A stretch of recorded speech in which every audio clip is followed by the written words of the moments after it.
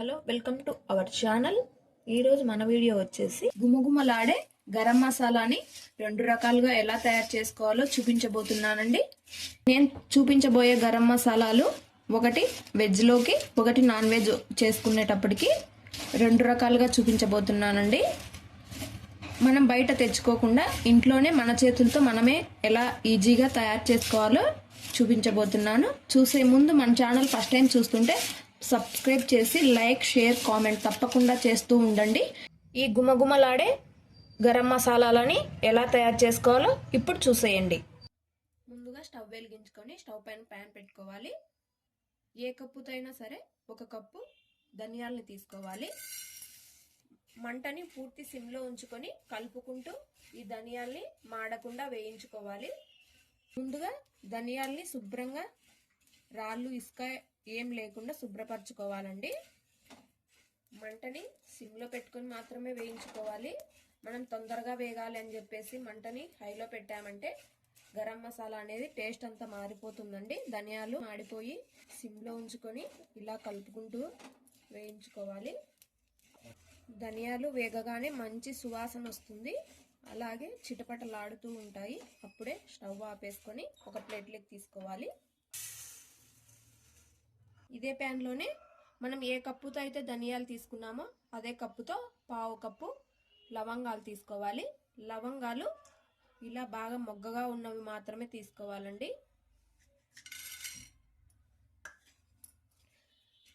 ఇది కూడా మంటని సిమ్లో ఉంచుకొని ఇలా కలుపుకుంటూ వేయించుకోవాలి. 1 నిమిషం పడుతుందండి వేగడానికి.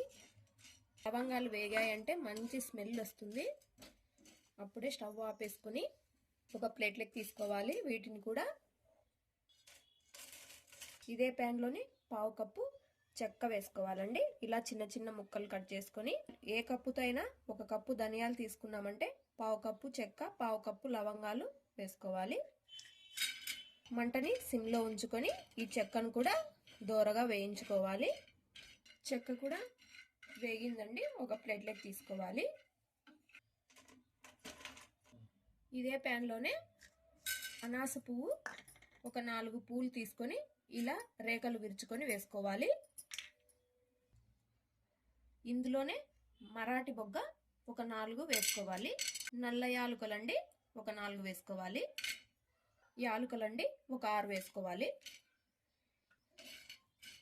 వీటన్నిటిని కూడా మంటను సిమ్లో ఉంచుకొని వేయించుకోవాలి.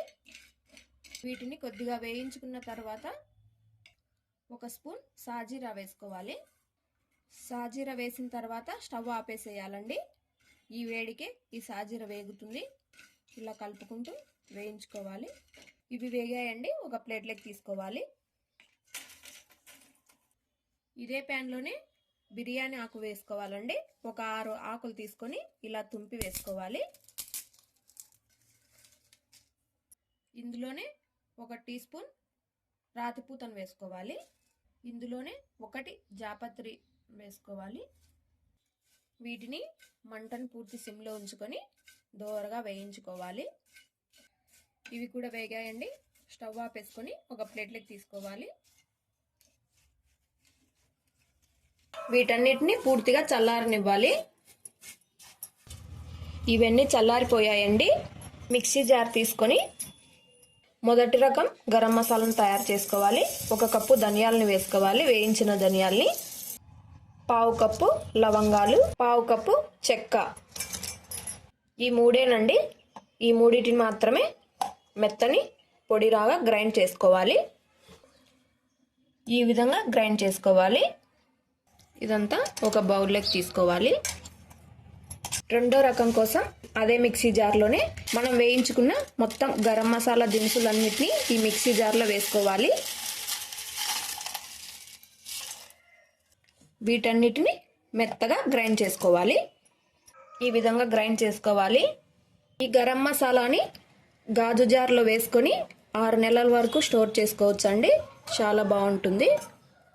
చూశారు కదండి, 2 రకాలుగా ఎలా తయారు చేసుకోవాలో గరం మసాలాని ఎంత సింపుల్గా చేసుకోవచ్చో మన ఇంట్లోనే మన చేతులతో.